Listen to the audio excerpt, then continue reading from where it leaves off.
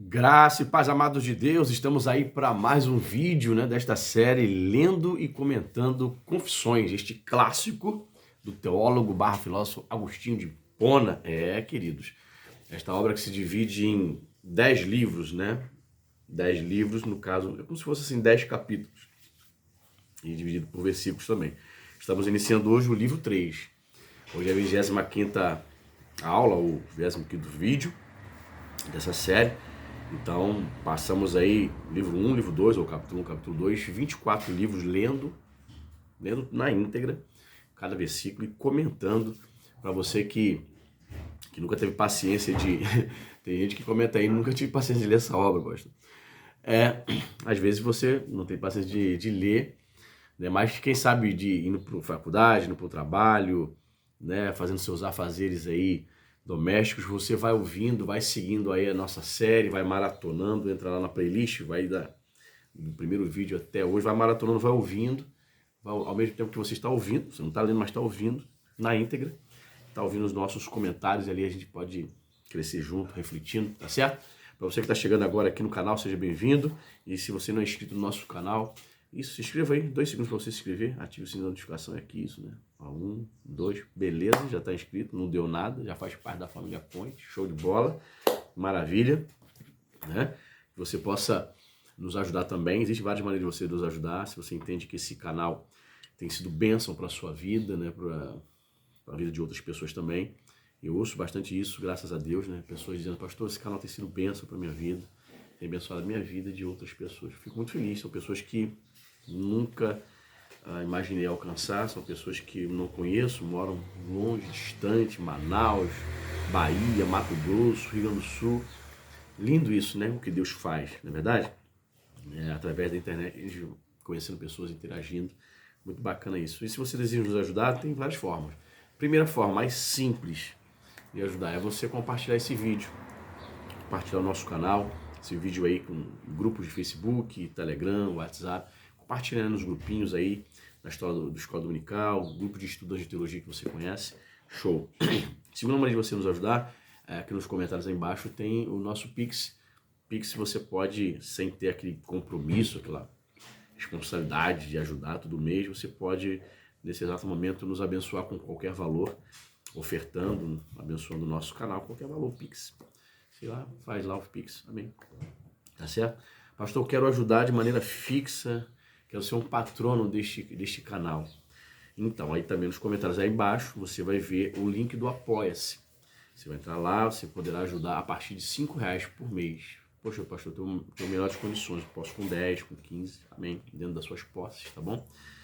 Você vai nos abençoar, vai ser um apoiador mensal fixo do nosso canal, vamos colocar você no grupo do WhatsApp, o grupo do WhatsApp é somente para os patronos, para os patrocinadores, irmãos que nos abençoam, tem irmãos que nos abençoam com 10, outros com 15, tem gente que pode com 20, enfim, fazendo isso, você vai ver lá na plataforma do Apoia-se que há um link, que é uma meta, E quando nós alcançarmos aquela meta, vamos começar a sortear livros de teologia para os apoiadores, tá certo? Então vamos lá. Livro 3, começando hoje, esta obra sensacional, Confissões de Agostinho de Hipona. Veja o que diz aqui no versículo 1. A gente sempre lê, cada vídeo, dois versículos, lê e comenta, tá? Ele diz o seguinte: para Cartago eu vim. Cartago era na África, Para Cartago eu vim, onde por tudo ao redor borbulhava aos meus ouvidos o fervilhar de amores impuros. Imagina ali, século V, promiscuidade, ele dizia, aos meus ouvidos fervilhavam os amores impuros, ou seja, os atrativos da luxúria, da prostituição estavam bem fortes. Então ele jovem ainda, bem jovem, foi para Cartago e aquilo ali chamava a sua atenção, o atraía de maneira intensa. Ele diz aqui, eu ainda não amava, mas amava amar. E devido a uma profunda carência, eu me detestava por desejar pouco. Ou seja, ele declara que sua forte carência, ele não conhecia, ele diz, eu ainda não amava, mas amava amar. Ou seja, dá a entender que ele não havia se aprofundado em um relacionamento intenso, mas ele estava buscando por isso. amava amar, ou seja, ele pensava nisso constantemente, desejava se relacionar com alguém, desejava se entregar à luxúria. Na concepção dele, você vai ver aqui no restante do texto, que esse amar para ele consistia em se entregar à luxúria, atender suas demandas carnais como jovem. Aí diz assim: enamorado pelo amor, eu procurava o que pudesse amar, e tinha aversão pelo caminho da segurança, desprovido de ciladas. Olha que interessante. Enamorado, ou seja, seduzido por esse amor, eu procurava o que pudesse para amar. Ou seja, era um cara extremamente carente, ele procurava alguém ou alguma coisa que ele pudesse devotar toda a sua vida, todas as suas energias ali como jovem. Né? Existem pessoas assim, né? Ela vai procurar, o ser humano é assim, né? Refletindo esses dias, eu estava pensando sobre isso. O ser humano é um ser religioso, né? Extremamente religioso. Se ele não adorar alguém, ele vai adorar alguma coisa. Se ele não adora um ser que ele considera transcendental, um Deus qualquer, ele vai adorar alguma coisa, o dinheiro, seus bens. Se ele não adorar, não for um adorador de seres transcendentais ou dos seus bens, ele vai adorar a si mesmo, né? Ele vai praticar a egodolatria, né? Então, Agostinho, nesse afã, né, nesse vazio que ele tinha de Deus, ele procurava alguma coisa ou alguém para amar. Interessante, né? Sentia em mim uma fome de alimento interior, que és tu mesmo, meu Deus. Veja, ele no seu interior ele já sentiu uma necessidade, né, de preencher um vazio, né? Uma fome, ele estava com fome de Deus, na verdade. Então ele achava que era essa fome que poderia ser preenchida, essa fome que ele tinha de Deus, essa fome espiritual, esse vazio espiritual. Ele achava, na sua ignorância, que ele ia preencher amando, se dedicando aos amores carnais dessa vida. Alguém já disse, né, que Deus, né, o vazio que o homem tem, alguém já disse que o vazio que o homem possui na sua vida é do tamanho de Deus. Bonito, né? Poético, só mesmo Deus pode preencher. Contudo, disse aqui Agostinho, contudo, em meio àquela penúria, eu não tinha fome.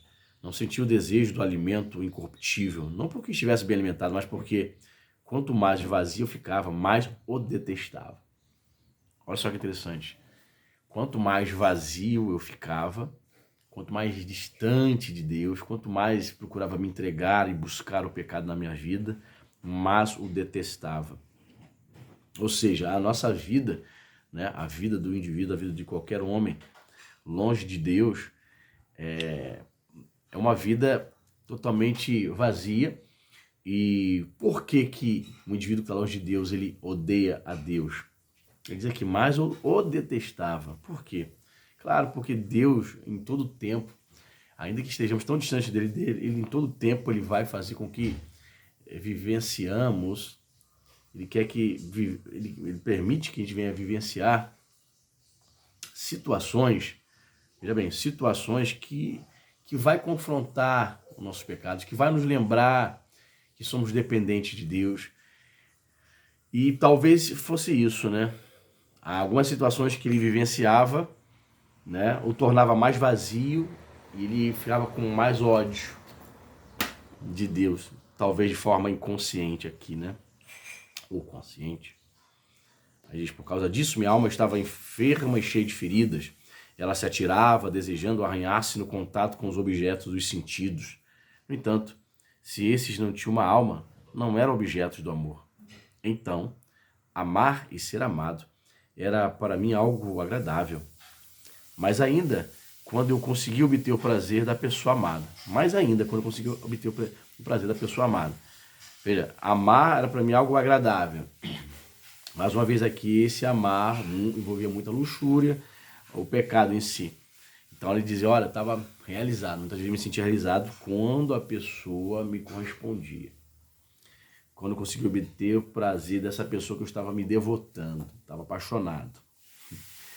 Aí diz aqui, eu profanava, portanto, a fonte da amizade com a sujeira da concupiscência e obscurecia seu brilho com o inferno da lascívia. Ou seja, aquela mulher, aquela donzela que estava se relacionando com ele, totalmente apaixonada ou iniciando ali uma amizade verdadeira, ele disse que profanava. Olha o que ele está dizendo.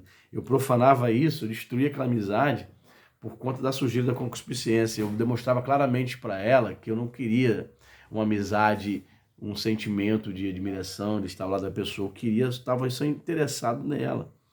Somente interessado nela para atender as minhas necessidades carnais. O brilho, o inferno da lascívia. Ele usa palavras fortes aqui. E assim, ele diz mais, e assim, sujo e indecoroso, num excesso de vaidade, eu fingia ser delicado e cortês, com interesse. Olha só, ele como jovem demonstrando interesse, fingindo que estava interessado na menina, fingindo ser um cavaleiro, ser gentil, ser cortês, que estava interessado na amizade, mas na verdade ele estava com segundas intenções. Olha só, quantas pessoas assim, né? Quantos jovens assim. Aí ele diz, mergulhei de cabeça no amor, e ali queria ser iludido. Ele desejava se entregar à luxúria, né? E ele entendia que isso era uma ilusão. Olha que interessante. Aí ele diz mais, meu Deus, minha misericórdia, como quanto fel tu aspergiste aquelas doçuras para o meu bem.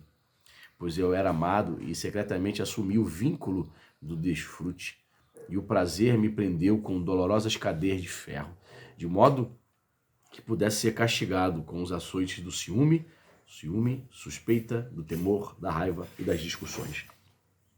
Olha que palavras fortes. O prazer me prendeu com dolorosas cadeias de ferro. Ou seja, a busca incessante de atender às suas demandas carnais fez com que ele se envolvesse com pessoas sem verdadeiramente valorizá-las e amá-las. Olha que interessante.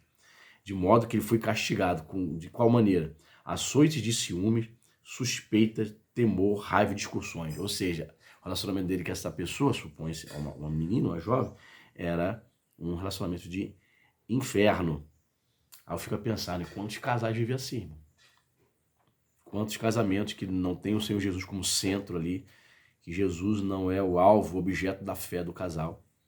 Vive assim, açoites de ciúme, ele usa a palavra poética, ciúme, suspeita, medo, raiva, discussões, brigas. Pessoas que às vezes até frequentam as igrejas, irmão. Estão assim, na discussão, com suas raivas, com seus ciúmes. São pessoas que não conhecem o Senhor. Agostinho não era religioso, ele estava dizendo aqui, ó, eu me prendi o prazer, né, por conta do prazer, por causa dessa busca incessante do prazer, eu fui preso com dolorosas cadeias de ferro. Por quê? Como assim? Dolorosos sentimentos que me perturbavam. De fato, a vida de um casal, a vida de um homem, de uma mulher, tentando viver juntos, sem seguir princípios, né, do respeito, do amor, né, que são princípios bíblicos, né, é um inferno, né. É até interessante isso, né, dizer isso.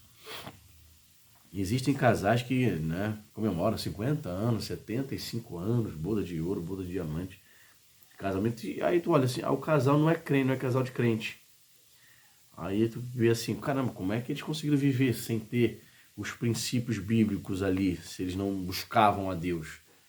Como é que eles conseguiram viver 50 anos? Mas é que tá, mesmo, olha só, o ser humano, mesmo não conhecendo e nem buscando a Deus, estou falando de um casal que não seja crente, eles conseguem chegar a 50 anos de casamento, por quê?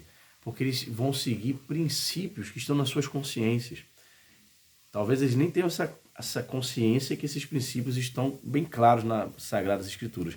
Mas o cara e a mulher seguem o princípio do respeito. Não está na Bíblia isso? Pois é, ele segue. A consciência dele diz que isso é certo, mesmo ele não buscando a Deus. Mesmo ele não tendo comunhão com Jesus. A consciência dele diz que isso é certo. Respeitar a esposa, ser amigo, amar, desejar o bem. São princípios que estão na palavra de Deus, que muitas pessoas que não servem a Jesus aplicam, por isso que dá certo. Por isso você vai encontrar casamento de pessoas que não são crentes durando 50 a 60 anos, até o fim da vida. E casamento de pessoas que supostamente são crentes, frequentam uma denominação, uma igreja, e 2, 3 anos depois está acabando. Não é verdade? Pois é. Versículo 2. Ele diz o seguinte: também me emocionavam os espetáculos do teatro, repletos de imagens da minha miséria e de combustível para o meu fogo. Olha só, ele gostava de frequentar teatros, peças teatrais. Seria hoje aí, hoje as pessoas ainda vão ao teatro? Vão, mas digo assim, é muito mais popular, as pessoas iriam ao cinema para assistir um filme, né? Então ele gostava de assistir, porque emocionava ele, e dizer que as imagens, né, as histórias retratadas ali, fictícias, retratavam a minha miséria, mostrava tudo que os homens praticam sem Deus, né? Então ele se identificava. Ele diz mais aqui, porque o ser humano deseja sentir-se triste, é uma pergunta, por que o ser humano deseja sentir-se triste, observando situações dolorosas e trágicas que ele mesmo de modo algum gostaria de viver? É interessante, olha só, ele começa a refletir, por que o ser humano gosta de assistir isso? Se a gente vai pro cinema, né, para assistir filme de horror, filme de assassinato, pessoa matando a outra, ela mesmo não gostaria de viver aquilo, mas ela sente-se atraída para ver essas situações, né? Ele começa a questionar sobre isso, por que as pessoas gostam de ver isso? No entanto, como espectador, ele deseja sentir-se triste diante delas, e esse mesmo sentimento de tristeza constitui o seu prazer. Ele fala que, na verdade, a pessoa sente um certo prazer aí, bizarro, sinistro, ao ver essas coisas. Tem gente que gosta só de, já ouviu já, pessoas que gostam só de filme de terror, filmes demoníacos. Pois é, essas pessoas não são saudáveis espiritualmente. Pessoa que só gosta de ver filme de demônio. Pois é. Há uma espécie de prazer em assistir. Quem coloca isso no coração dela? Satanás, né? Que é isso senão mísera tristeza? Pois quanto mais o espectador se comove diante dessas situações, tanto menos livre será diante desses sentimentos. Ele fala que a pessoa fica cativa, olha só. Não é verdade? Pessoas que vão para o cinema, vão para as peças teatrais, verem coisas que ela fica presa, fica viciada, fica cativa. Nossa, ele já identificava, né? Antes da existência do cinema, mas já existia teatro na época dele, ele diz que as pessoas ficavam cativas desse sentimento de prazer em ver e acompanhar aquelas coisas. Olha só. E aí ele estava assim, ele se sentiu cativo. De qualquer forma, quando ele sofre com sua própria carne, aquilo é chamado mísera. Quando ele se compadece de outros, então é misericórdia. Ou melhor, repetir. De qualquer forma, quando ele sofre sua própria carne, aquilo é chamado miséria. Quando ele se compadece de outros, então é misericórdia. Mas que espécie de compaixão é essa por paixões fingidas e teatrais? O espectador não é chamado a ajudar os outros, mas apenas a afligir-se, né? O que ele está dizendo aqui? Que as mensagens passadas nas peças teatrais não era oferecendo uma orientação, não tinha uma mensagem que procurava ajudar as pessoas. Olha só, é apenas para fingir a alma, perturbar os sentimentos. Olha só que interessante. Olha como é que ele identificou, né, o que se passava através das histórias das peças teatrais nos tempos dele. Interessante, né? E diz mais aqui. E quanto mais ele aplaude o ator dessas ficções, tanto mais ele se aflige. Porque é um círculo, né? Tá viciado, um círculo vicioso. E se as calamidades daquelas pessoas, sejam da antiguidade, sejam da mera ficção, são representadas de tal forma que o espectador não se comove até as lágrimas, ele vai para casa aborrecido e criticando o que viu. Vou repetir, ó. Se as calamidades daquelas pessoas, ou seja, as calamidades na ficção, que foi apresentada na peça teatral, são representadas de tal forma que o espectador não se comove até as lágrimas, ele vai para casa aborrecido e criticando o que viu. Não é assim que acontece quando as pessoas vão no cinema? Ou elas vão elogiar a peça ou vai criticar.